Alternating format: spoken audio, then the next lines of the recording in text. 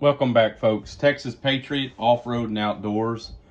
We're working on a Kenmore 90 series dryer. I have some other videos up, I believe, on this unit. I think I changed the belt on it at one time. So what happened to me this go around in this endless saga and the battle of these two Kenmore 90 series washer and dryers, which I might add, I'd rather spend $20 once or twice a year than buy a brand new one, and every 2 or 3 years the circuit board goes out and you got to spend $300 or $400 or buy a new washer or dryer. Anyway, that's my take on that. So what happened, wife was washing clothes, dryer quit heating, it would continue tumbling or whatnot. Doing a little quick search on the internet led me to believe that the thermal cutoff, which is here, and the thermostat system might have went out.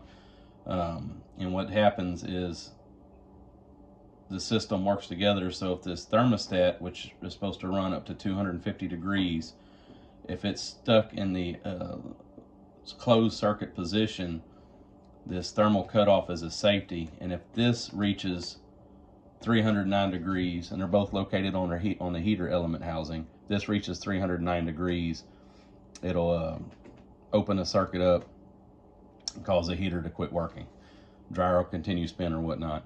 So long story short, went down into the dryer, checked continuity on both of these. The original thermostat was good, which again, it could be in a closed position. I didn't check it temperature wise by putting it in the oven or whatnot.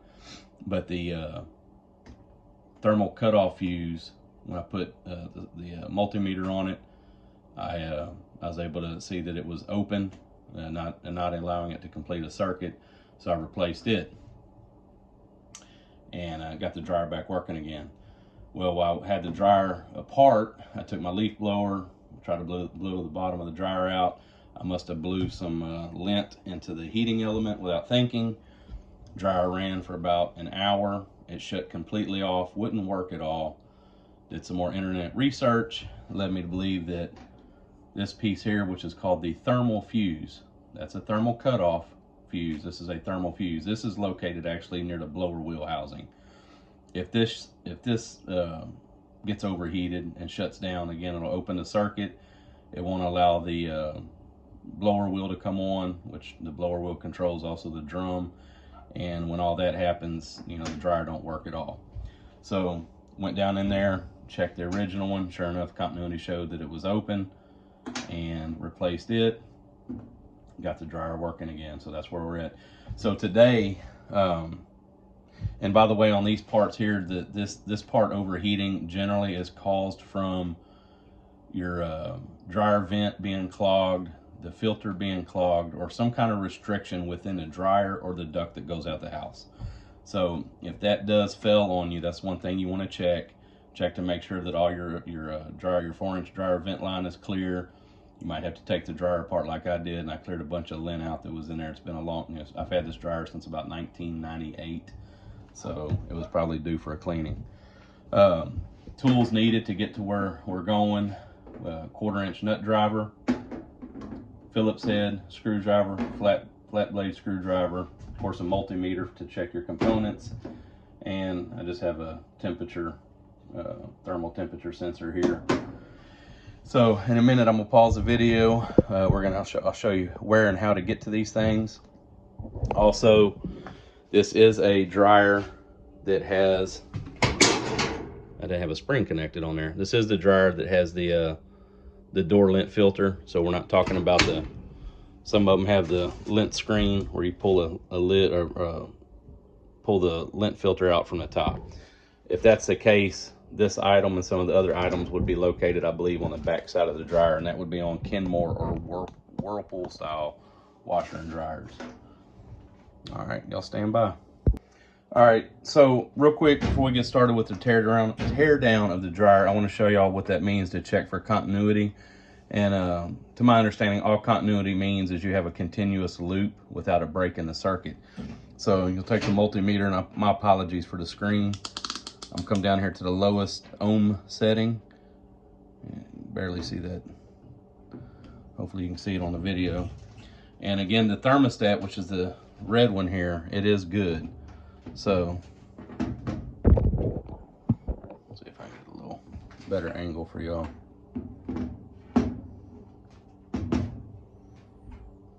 All I'm going to do is connect the 2 points here, and you should see the meter, the numbers move on the meter.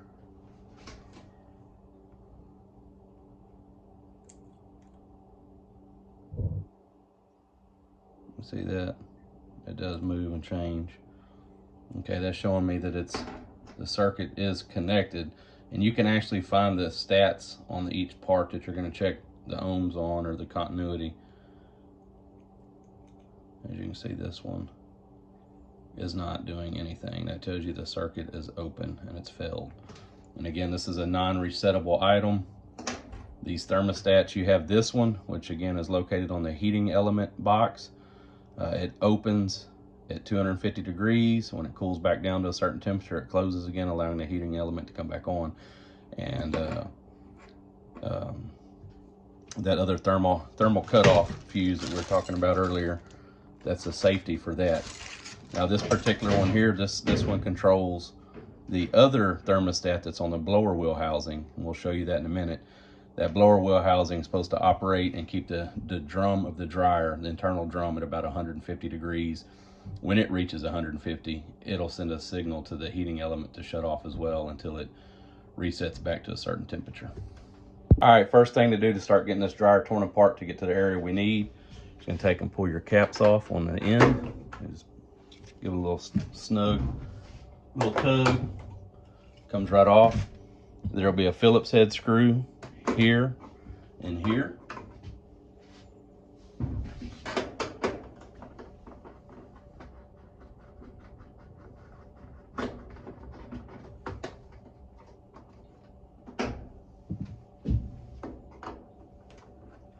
And a very important part, and I already did it, but I should have mentioned it earlier, is when you're working on any of these appliances, please unplug them from the wall. 220 volt, there's the pigtail, outlet's clear, we're good to go. So anyway, you pull those 2 screws off, just literally just pull back towards you and up. Be gentle with the controls. Wiring diagram, schematics. So next we have the lid we want to remove. So we're going to get our 1/4" nut driver. This should have 3 screws, one here, here, and here. I'm missing one. You know, I've had this dryer apart more than once, and I have opinions on the newer ones that you heard earlier, so it's whatever you like. One day I'm sure I'll have to replace it altogether once the cabinet wears completely out, and get one of the new digital ones and hope that it's reliable and lasts. Once that's done there, it's just a matter of taking and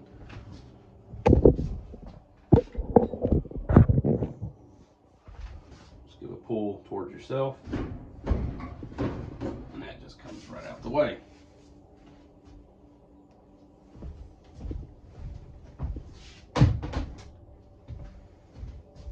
All right, next, what you can do to get to what we need is down low, okay? But we're gonna take it a step further. We're gonna make it a little easier to see everything. So we're gonna remove the lower access panel, which only thing it requires is a flat blade screwdriver. And if you look, see there's a clip right there on each side. This side's broken, I gotta replace it. I get a lot of my parts from A Better Deal out of Santa Fe, Texas. Tim Schlageter with A Better Deal, 409-935-1070. He supplies a lot of my parts and whatnot. So anyway, we're gonna set this up real quick and get that flat blade screwdriver and see if we can get this panel off.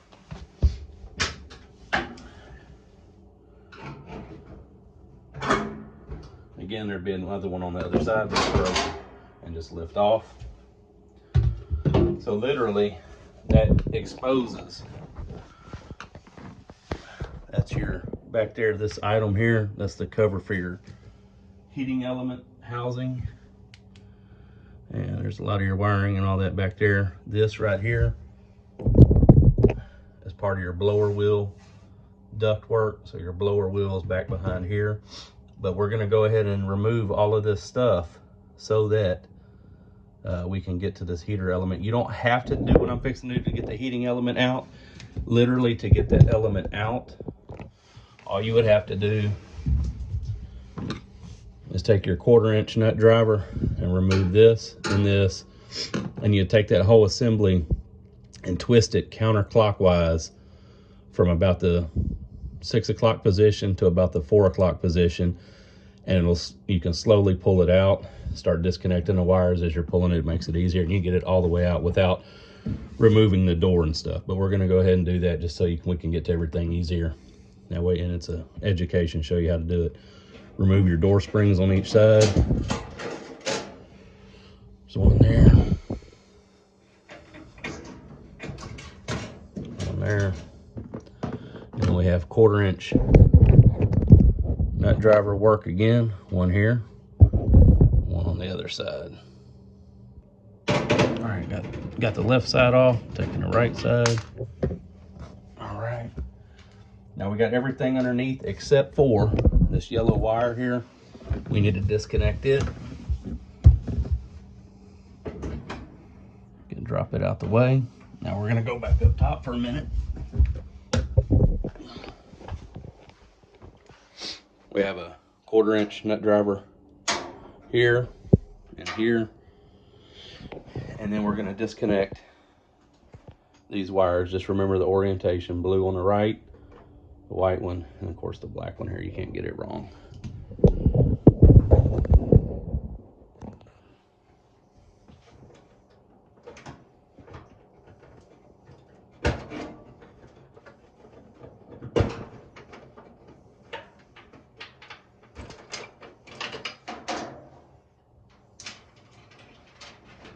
Kind of tuck them out the way so they don't get caught. My original bracket broke, so I've got some high-tech wire ties holding it up.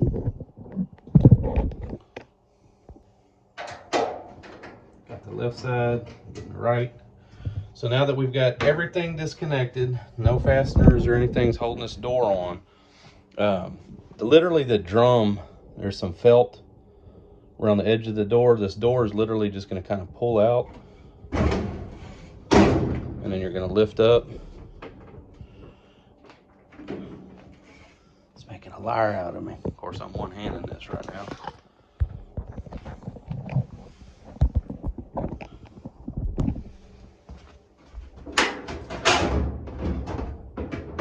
Just like that. The door comes off. And part of your system that you can clean is inside that door. You have part of your duct work and your lint filter. All that can be taken apart, which I already did. I cleaned all it out, and I'm hoping that's what caused my thermal cutoff fuse to blow. All right, so now that that's done, you can pretty much get to everything. As you can see, the drum is loose, literally. We can get down underneath here if we needed to.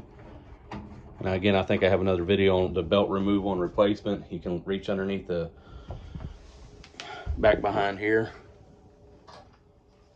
I don't know if you can see the pulley back there right now, but there it is.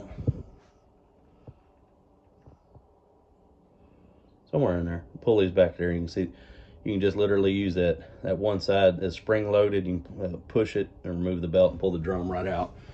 But getting down low,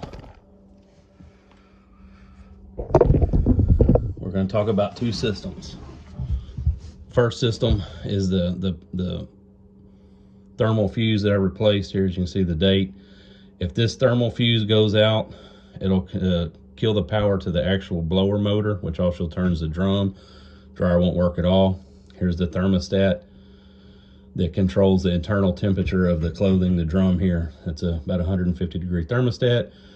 When it senses 150, it shuts power to the heating element right here.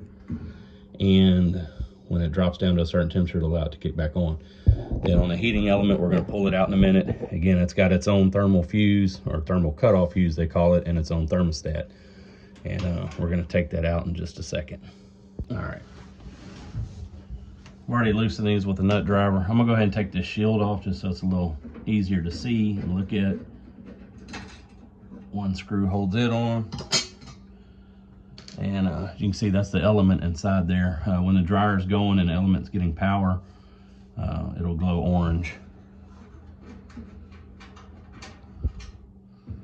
Take the 2 bottom screws out. All right. So now we're just going to twist. And then once you get it like that, you might have to move the drum a little bit. If the door was still on the drum or still attached, you wouldn't have to mess with the drum.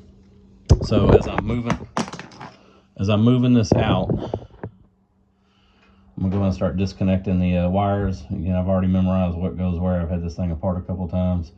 But if not, take a picture of it so you know. This here is your element power, your supply. That one already popped off on the thermostat. Get the other side of the thermostat out. And then we're going to come forward and hopefully y'all can see that.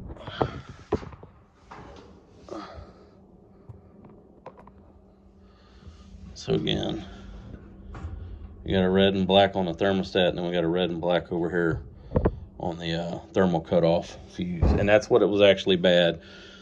So one more time, this thermostat goes up to 250 degrees. When it senses a temperature of 250 on the heating element, it will shut the temperature of the element. It'll shut the element down until it goes back down to about probably 210, and it'll kick back on again. If this fails, that's what the thermal cutoff fuse is for. If this gets too hot and it stays in a closed position, allowing a continuous loop of power, that thermal cutoff fuse, when it reaches 309 degrees, it pops open and is not resettable, and you have to replace it. And again, that's typically caused by your all your duct work, which, you know, you have a lot of stuff here, all the way back there, and there's that pipe going back here. That goes out the wall. That goes out the wall on the back of the dryer. So you need to check all of that. And in your squirrel cage, your blower motor wheel, it can get caught with lint in it. So you take all this apart and you can check everything. But what we're gonna do, we're gonna go ahead and, while we're here, we're gonna go ahead and take this off, since I promised y'all we would do it. Okay, got all that disconnected. And you can buy that element too. You can buy the element, if you take this screw out right here, you can actually push that element housing back towards me. You'd hold the housing and push the element itself on the other side, and you pull it out, and you can replace that. I don't know if you can actually get the housing or not, still, as old as these are. Like I say, my dryer I bought, I think 1990. Might have been 98, 99, something like that. I don't remember. So, got that out. Again, you'd push it from this side is what you'd do if you wanted to replace it. Sometimes the element can get broken. Sometimes it can ground out against the housing. That's another cause for this thermal cutoff to go bad as well. So real quick, we're going to check for continuity, even though it should be working because I've already replaced it.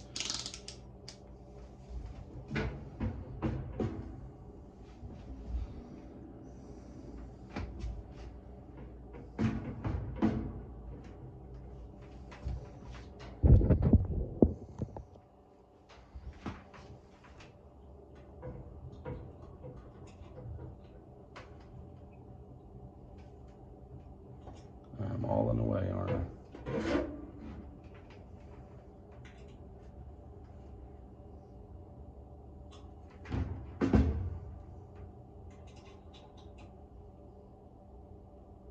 Jumping all around, so that's telling me it's good. Same thing on this one.